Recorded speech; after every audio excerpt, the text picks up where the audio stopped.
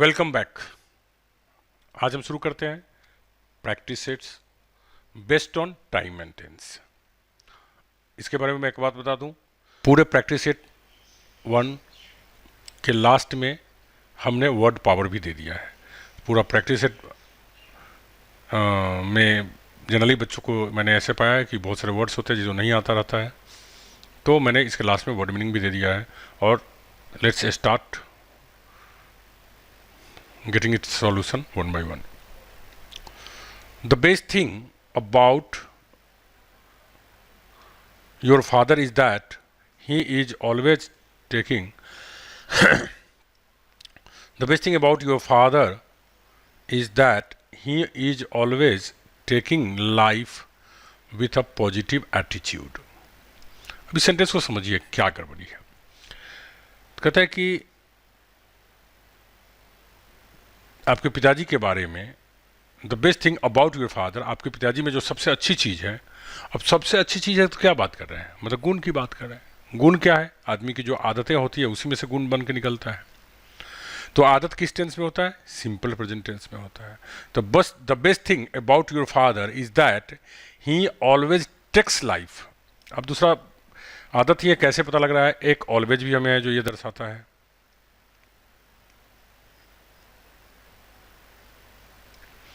तो always word भी बताता है कि ये सिंपल प्रेजेंट टेंस का रिप्रेजेंटेशन करता है। The best thing about your father is that he always takes life with a positive attitude. आपके पिताजी में सबसे अच्छी चीज़ यह है कि जीवन को हमेशा सकारात्मक नज़रिए से लेते हैं। तो यहाँ इज टॉकिंग के बाद बजाय क्या हो जाएगा? Always takes.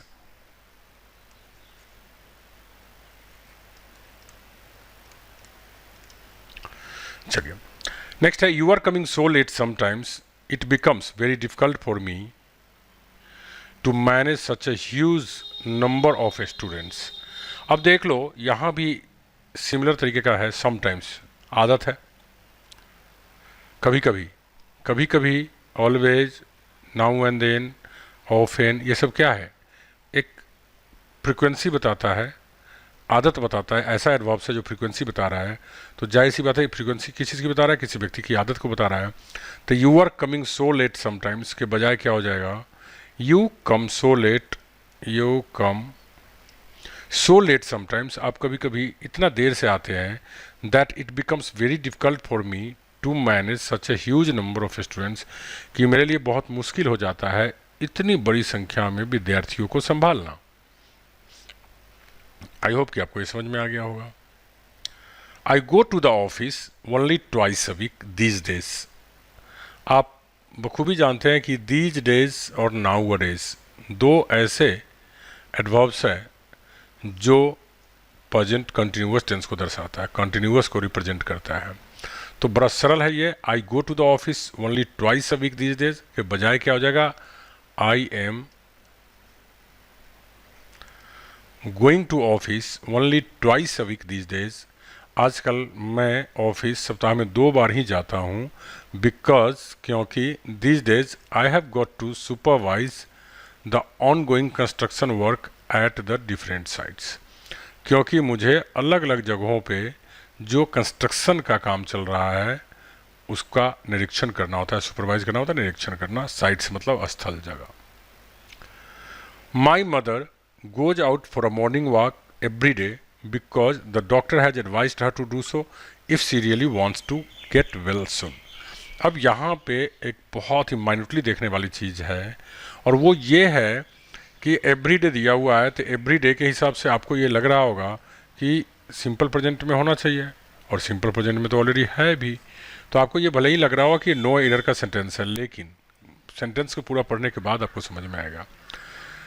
My mother goes out for a morning walk every day because, मेरी माँ प्रत्येक दिन सुबह टहलने जाती है क्योंकि the doctor has advised her to do so, क्योंकि डॉक्टर ने उसे सलाह दिया ऐसा करने के लिए। So if she really wants to get well soon, अगर वह जल्दी स्वस्थ होना चाहती है तो। इसका मतलब यह हुआ कि यह बात मेरी माँ की आदत नहीं है। यह कहना चाह रहा है कि आजकल मेरी माँ रोज़ जा रही है। क्यों जा रही है रोज़? क्योंकि डॉक्टर ने कहा है कि अगर आप जल्दी स्वस्थ होना चाहते हैं तो आपको ऐसा करना पड़ेगा, मतलब this is not the habit of my mother. तो इसलिए क्या हो जाएगा, my mother is going out, my mother goes out के बजाय क्या हो जाएगा, my mother is going out for a morning walk every day, मेरी माँ प्रत्येक सुबह टहलने जाती है, बिकॉज जा रही है, because the doctor has advised her to do so if she really wants to get well soon.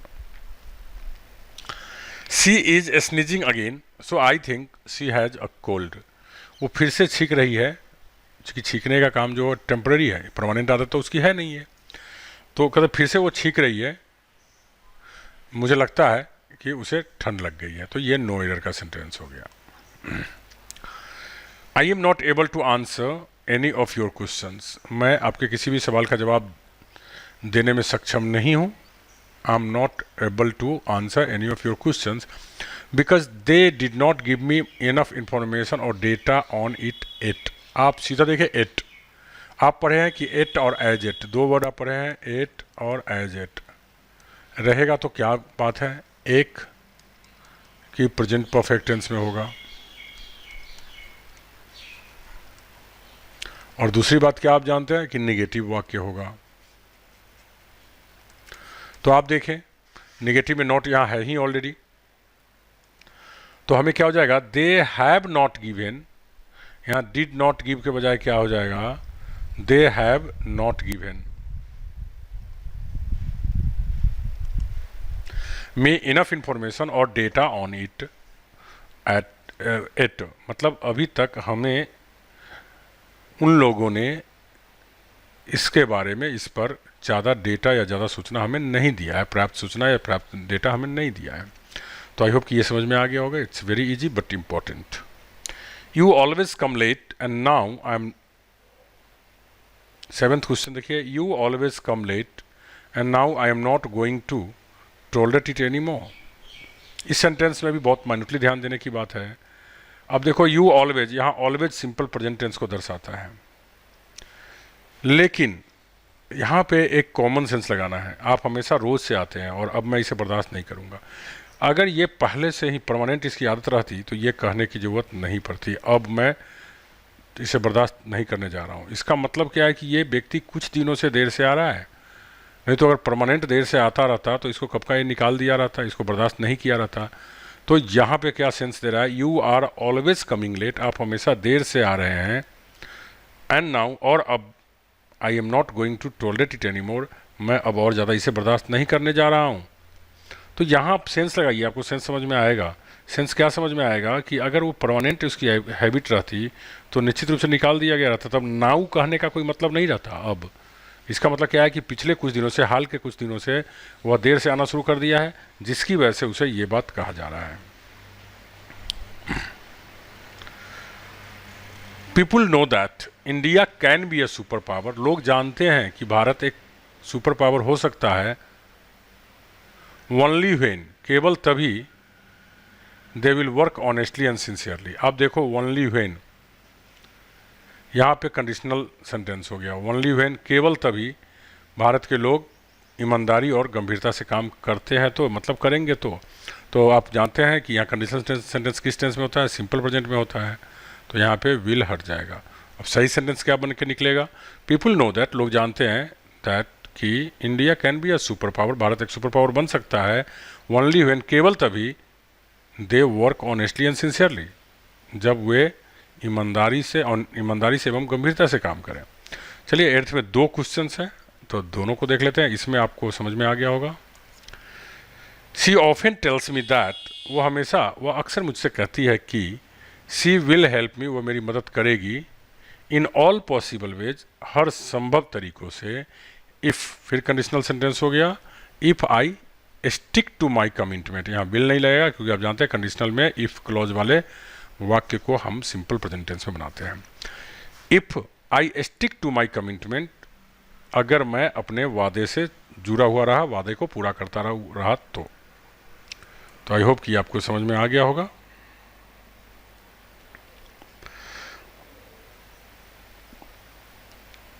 Unless they come up and do not take up the responsibility of taking care of these pets, I cannot think of going away for any sort of pilgrimage. कहता है unless they come up, and आप जाते हैं and के दोनों तरफ समान verb forms होता है, समान टेंस होता है, तो आप देख लेते हैं and unless they come up, और अनलेस के साथ आप निगेटिव नहीं लगाते हैं, निगेटिव नहीं लगाते तो डू भी नहीं लगेगा, तो क्या बन जाएगा, unless they come up and take up the responsibility, जब तक या यदि वो यहाँ आ करके अपनी जिम्मेदारी नहीं ले लेते हैं इन पेट्स, ये जो पेट्स है मतलब कि जो पालतू जानवर है उसके देखभाल करने का, I can not think of going away from any sort of pilgrimage, तो मैं किसी तीर्थ स्थल पर जाने का सोच भी नहीं सकता। पिलग्रिमेज का मतलब क्या होता है, तीर्थ स्थल, ठीक है। आई एम सॉरी टू से that I cannot say anything unless I go through the entire documents. I am sorry to say that, मुझे कहते हुए खेद हो रहा है कि I cannot say anything, कि मैं कुछ नहीं कह सकता unless I go through the entire documents, जब तक मैं पूरा कागजात पढ़ नहीं लेता हूँ। तो इसमें पूरा सब कुछ सही है। देखिए unless वाले में क्या क्या मिस्टेक्स हो सकता था कि इधर निगेटिव करता था, इधर निगेटिव नहीं किया है, और unless के अर्थ में सेकेंड जो क्लॉज होता है, दूसरा क्लॉज होता है, उसमें जनरली नेगेटिव मीनिंग देता है, तो इसमें नेगेटिव ऑलरेडी है ही, पूरे वाक्य का अर्थ भी सही आ रहा है, तो ये हो गया नो एरर। देखिए आपके लिए मैंने नीचे वर्ड मीनिंग दे रखा है, आप इसको स्क्रीनशॉट ले लेंगे ताकि आपके लिए आसान हो जाएगा। मैं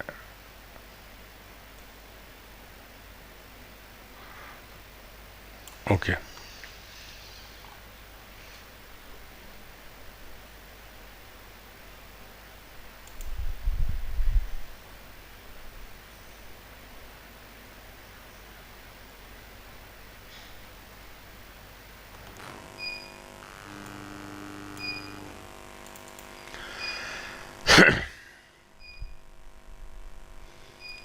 unless you have the thorough analysis of the project, you cannot say whether it can be finished within the given period of time or not. Unless you have the thorough analysis of the project, जब तक आपके पास इस project का विस्तृत विश्लेषण नहीं हो जाता है, थॉरो मतलब होता है पूरी तरह से, एनालिसिस मतलब विश्लेषण, जब तक इसका पूरा विश्लेषण नहीं हो जाता है, आप देख लीजिए जब तक विश्लेषण नहीं हो आता है आप नहीं कह सकते हैं, तो स्पष्ट मीनिंग दे रहा है नहीं, निगेटिव सेंस आएगा। वैसे ही मैंने बताया कि अनलेस में ज़्यादातर क्या होता है, अनलेस वाला क्लॉज अफर्मेटिव होता है, क्योंकि अनलेस के अंदर ही निगेटिव वर्ड छिपा रहता है, जबकि दूसरा क्लॉज ज़्यादातर केस में क्या होता है, निगेटिव होता है। तो क्या हो जाएगा, यू कैन नॉट से whether it can be finished with in the given period of time और नॉट। कहता है जब तक प्रोजेक्ट का पूरी विश्लेषण नहीं कर लेते हैं तब तक ये आप नहीं कह सकते हैं कि इसे दिए गए पीरियड में पूरा किया जा सकता है या नहीं। नेक्स्ट चलते हैं, you will have everything that you desire for, आपके पास वो सब कुछ होगा जो आप इच्छा करते हैं, जिसकी आप इच्छा रखते हैं, प्रोवाइडेड दैट, बशर्ते कि you work hard with some extra effort, बशर्ते कि आप कुछ एक्स्ट्रा एफर्ट करके मेहनत करें। तो प्रोवाइडेड दैट भी सेम क्रिस्टल सेंटेंस का मीनिंग देता है, और इसके बाद सिंपल प्रेजेंट है, मतलब ये नो एरर है। He will call you up as soon as he, आप देखो एज सुन एज कहता है he will call you up, वो आपको याद करेगा, आपको बुलाएगा, पुकारेगा। एज सुन एज यहाँ की ये क्या है, कंडीशनल वर्ड है। एज सुन एज मतलब क्या होता है, ज्यों ही थे ही कंडीशनल वर्ड के बाद क्या हो जाएगा, सिंपल प्रेजेंट में, क्योंकि इससे पहले वाला फ्यूचर में है, तो यहाँ विल हट जाएगा और क्या हो जाएगा, finishes. He finishes the work and move to another one, कहता है वो तुम्हें बुलाएगा जैसे ही वो एक काम को ख़त्म करके दूसरे की तरफ मूव करेगा, बढ़ेगा। तो everybody is talking about the latest movie produced by Vidhu Vinod Chopra as it is bringing out the real face of Indian politics. देखिए क्या था, एवरीबडी इज टॉकिंग अबाउट, प्रत्येक व्यक्ति बात कर रहे हैं हाल ही में विधु विनोद चोपड़ा के द्वारा प्रोड्यूस किए गए फिल्म के बारे में। जैसा कि आप जानते हैं फिल्म हो, कहानी हो, न्यूज़ हो, ये सब जो भी बात कहता है वो सब सिंपल प्रेजेंट में हो आता है। तो जब सिंपल प्रेजेंट में हो जाता है तो is it, as it is bringing out के बजाय क्या हो जाएगा, as it brings out. As it brings out का मतलब क्या हो गया कि जैसा कि यह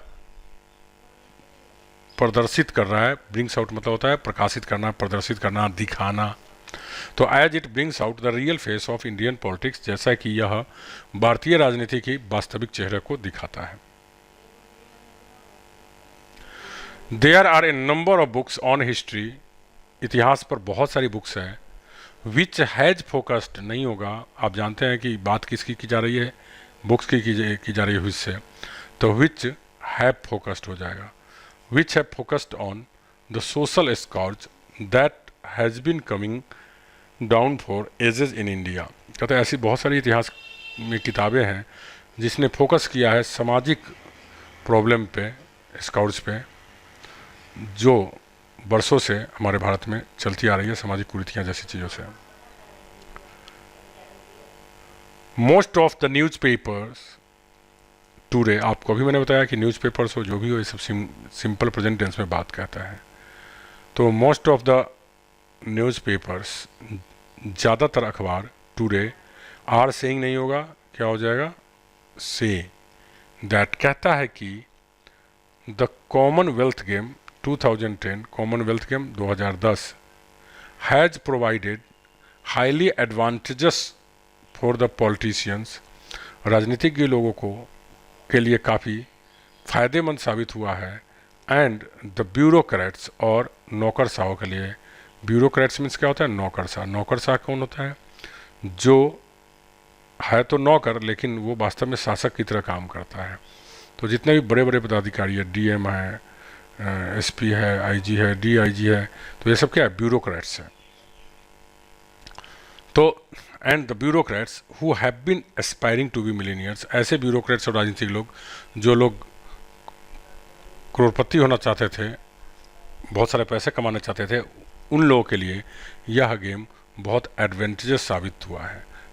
ठीक है, कैसे हुआ है आप जानते हैं कि इसके दौरान 2010 में जो कॉमनवेल्थ गेम हुआ था उसमें बहुत बड़ा घोटाला किया गया था। बहुत सारे लीडर्स लोग बहुत अरबपति बन गए और कालमांडी जैसे कुछ लोग जेल भी गए, ए राजा वगैरह, एक कालमांडी स्पेशली गए। Okay, a book which was published in 1980, एक किताब जो 1980 में पब्लिश की गई थी, कहती है, किताब क्या करती है, कहती है, तो क्या हो जाएगा, says that Indira Gandhi belong to a Muslim family in reality.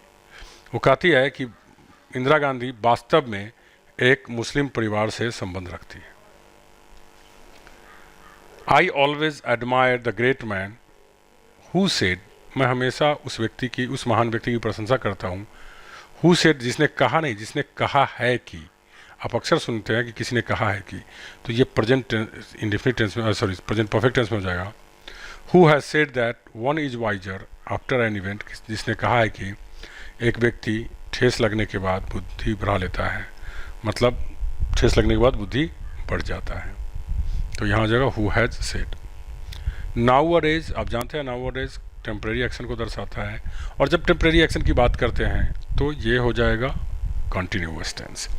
Nowadays film makers are not making, do not make के जगह पे क्या हो जाएगा, are not making that kind of movie, उस तरह की फिल्में विच दे मेड अर्लियर, जैसा वो पहले बनाया करते थे।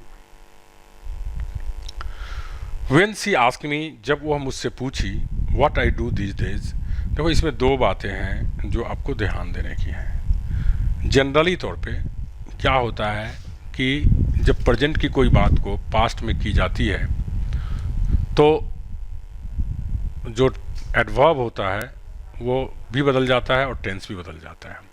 तो आप देखें यहाँ लिखा हुआ है आई डू, तो एक तो ये बदल जाएगा। यहाँ दीज डेज दिया हुआ है तो जाहिर सी बात है कंटिन्यूअस हो जाएगा।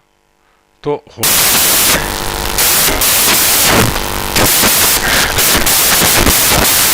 ये क्या है, पास्ट है, इसलिए क्या हो जाएगा, आई वाज डूइंग। एक और मिस्टेक हो सकता है, ये दीज डेज के बजाय यहाँ दोज डेज हो।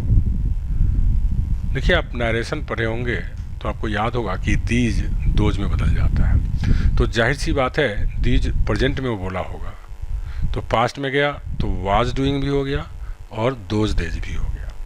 लेकिन इस मुद्दा पे आप थोड़ा सा गौर करेंगे तो आपको एक बात और समझ में आएगी कि जो एडवर्ब ऑफ टाइम होता है, या हाँ एडवर्ब ऑफ टाइम होता है, तो वो नहीं भी बदला जा सकता है अगर घटना उसी दिन की बात हो तो ये डिपेंड करता है, ये दीज डेज को दोज डेज में नहीं बदलेंगे तब भी सही होगा, बट आई वॉज डूइंग हर हाल में बदलना पड़ेगा।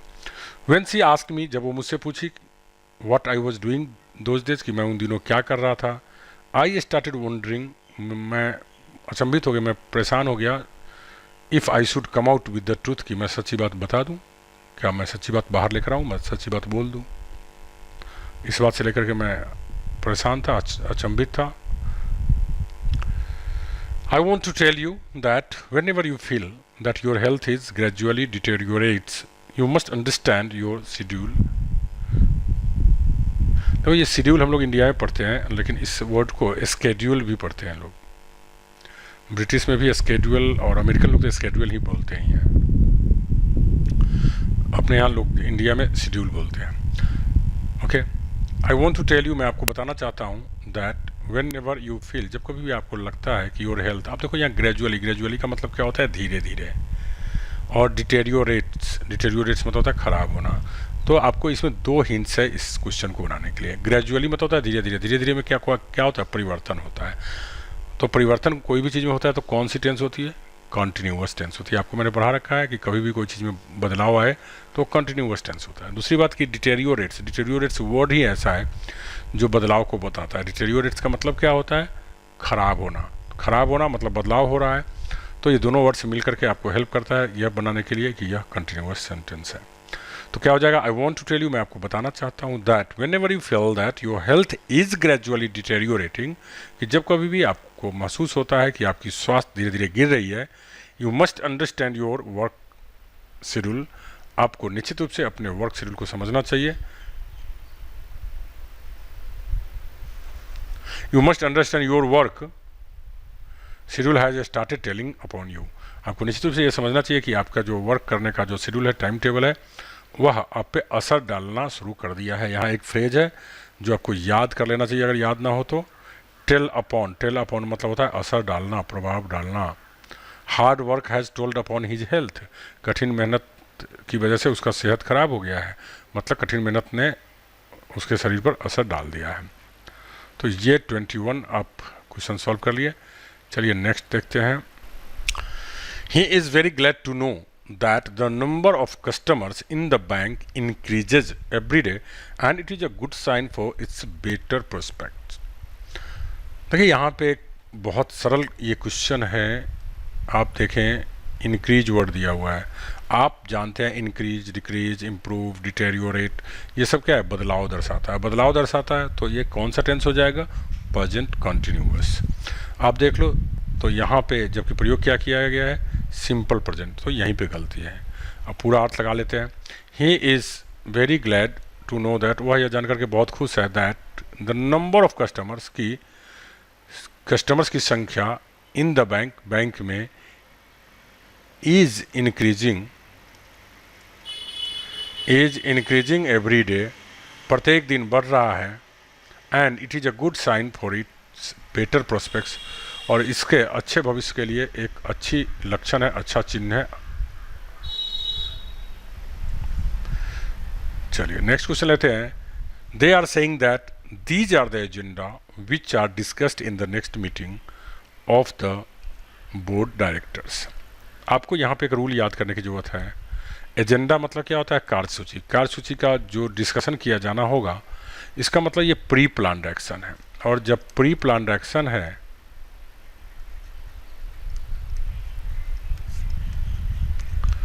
तो आप जानते हैं, और ये डिस्कस्ड मतलब पैसिव है। तो पैसिव में दो रूल होता है प्री प्लान्ड एक्शन के लिए। एक तो होता है EJMR plus 2B plus B3, और दूसरा क्या होता है EJMR plus being plus B3। तो हमारा इस दोनों में से कोई नहीं है, हमारा इसमें क्या है, EJMR प्लस B3 है। तो यहाँ पे क्या हो जाएगा, टू बी डिस्कस्ड या आर बीइंग डिस्कस्ड। तो ज़्यादा बेटर लग रहा है आर टू बी डिस्कस्ड, तो आप यही बनाएंगे। अब अर्थ लगा लेते हैं। दे आर सेइंग दैट, वे लोग कह रहे हैं कि दीज आर द एजेंडा, कि ये वो कार्यसूची है which are to be discussed in the next meeting of the board of directors, board of directors के नेक्स्ट मीटिंग में जिस पर डिस्कशन किया जाने हैं या जिस पर डिस्कशन किया जाएगा। तो ये आप बढ़िया समझे कि कंटिन्यूअस टेंस का पैसिव प्री प्लान्ड का पैसिव रहे तो या तो to be plus V three होगा या बीइंग प्लस बी थ्री होगा। This is very important, you must remember. A few more outlets are opened next month at different localities in the city, and they will really add considerably to the business of the company. A few more outlets, outlets बोलते हैं दुकान को, दुकान को खोलने की बात हो रही है, तो ये भी प्री प्लान्ड एक्शन है। तो सेम ऊपर जो मैंने रूल बताया वही रूल फॉलो करना है हमें। दो उपाय है, या तो to be plus V three कर दे या बीइंग प्लस बी थ्री कर दे। तो ये फ्यू मोर आउटलेट्स, कुछ और दुकानें आर टू बी ओपन कर देंगे तो सही हो जाएगा, या आर बीइंग ओपन कर देंगे तो सही हो जाएगा। नेक्स्ट मंथ, अगले महीने, एट डिफरेंट लोकेलिटीज़, अलग अलग जगहों पे, इन द सिटी, शहर में, and they will really add considerably, considerably मतलब बड़ी मात्रा में, लार्ज स्केल पे, और वे निश्चित रूप से बड़ी मात्रा में कंपनी को बिजनेस देगा, व्यवसाय देगा, considerably to the business of the company, काफ़ी कर देगा, बड़ा कर देगा। He was knowing everything about the manager but he pretend to be all ignorant about her. अब देखिए यहाँ पे